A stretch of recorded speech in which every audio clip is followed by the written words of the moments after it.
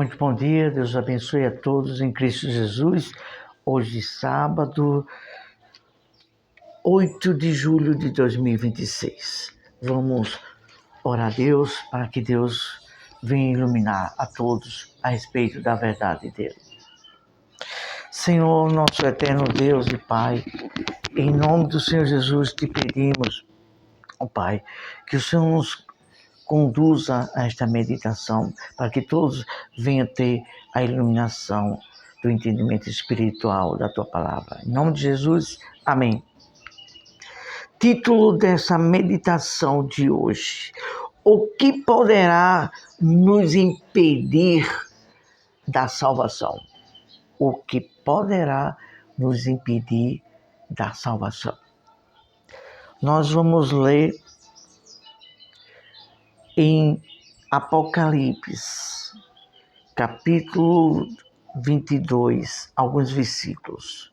O versículo 10 diz assim: não seles as palavras da profecia deste livro, porque o tempo está próximo. Versículo 11: continue o injusto fazendo justiça, continue o imundo ainda sendo imundo. O justo continue na prática da justiça e o santo continue a santificar-se. Aí vamos para o versículo 15. Fora ficam os cães, os feiticeiros, os impuros, os assassinos, os idólatras e todo aquele que ama e pratica a injustiça. No versículo 10 diz assim: continue o injusto fazendo injustiça e o imundo continue sendo imundo e o justo continue na justiça e o santo continue a santificar-se. É uma decisão particular. A palavra de Deus deixa bem claro: não podeis servir a dois deuses. Ou você fica do lado de Deus na prática da justiça e santidade, ou fica do lado que estará separado de Deus, fazendo a injustiça e praticando aquilo que é imundo. Não tem meio termo. É uma decisão, é um livre-arbítrio e cada um vai colher o que planta, o que escolhe. Vamos para o versículo 15 e aqui já estamos a concluir esta meditação muito breve, mas bem clara e objetiva.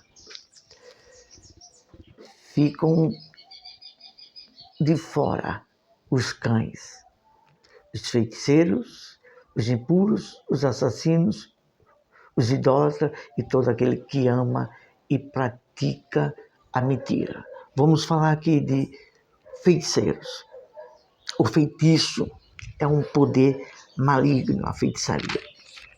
E nós vemos casos aqui inerente a isso.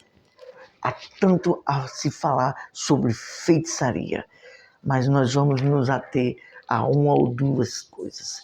Nós vemos um exemplo de uma pessoa que servia a Deus, o rei Saul, e desobedeceu a Deus. E a palavra de Deus, que está escrito em 1 Samuel, diz que o pecado, a desobediência é como o pecado de feitiçaria. Então, é uma das formas que acontece a feitiçaria, a desobediência. E há outras formas que é feitiçaria. É um poder muito maligno. O Senhor Jesus diz que no fim dos tempos que haveria só os profetas fazendo tal maravilha que, se possível, enganaria até os escolhidos. Olha só, enganar os próprios escolhidos. Uma feitiçaria, uma ludibriação, uma lavagem cerebral na mente da pessoa, que a pessoa vai crer mais naquilo que que é engano, que é mentira, do que na verdade de Deus.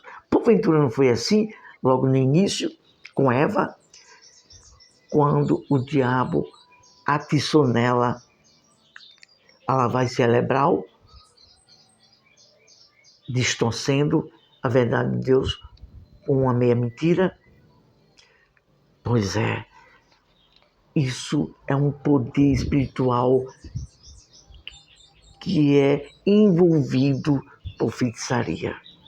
E também há aqueles que fazem a própria feitiçaria uma obra maligna para enfeitiçar. Então, todos aqueles que são envolvidos de uma forma ou de outra, indiretamente ou diretamente, através de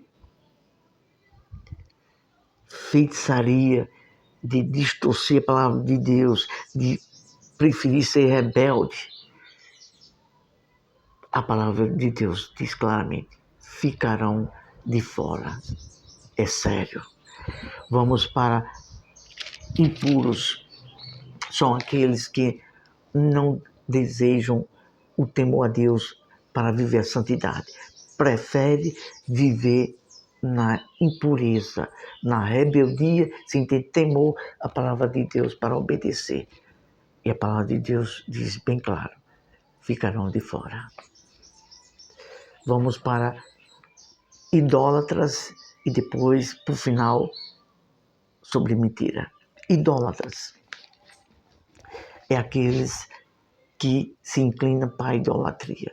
Idolatria não é como muitos aí, de uma forma muito específica, pensam que é pegar uma imagem ou idolatrar algo da natureza. Não, a idolatria é o amor ao dinheiro, é um desejo maligno, confusivo sobre a impureza, a imoralidade.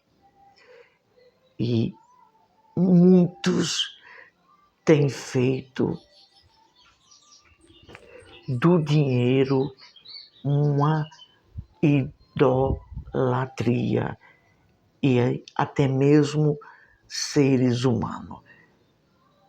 Tem se afeiçoado como uma coisa santíssima e venerável. Porventura, não foi assim no tempo dos apóstolos, quando Paulo, não sei, não me lembro agora se era Silas ou era Timóteo, que eles fizeram milagres e quiseram adorar. Então, é assim o ser humano, sempre procurando alguma coisa para saciar, para criar deslumbre e assim adorar. E o diabo tem usado a muitos deste planeta Terra para distorcer a verdadeira adoração e tem envolvido muitos seres humanos para ser algo como que uma divindade e feito também do dinheiro uma idolatria. E a palavra de Deus diz claramente, ficarão de fora. Para concluir, e todo aquele que ama e pratica a mentira. O que é que muitas pessoas fazem da mentira? Vontade para ter vontade sobre uma coisa ou sobre uma pessoa. Para a mentira, para não ser condenado, para se dar bem, para ultrapassar alguém. E todo aquele que ama e pratica a justiça está sendo envenenado pelo espírito rebelde, que é proveniente do espírito do diabo. Foi o que Jesus disse para os religiosos do seu tempo que rejeitavam a verdade, que era Jesus, e diziam ser filhos de Abraão.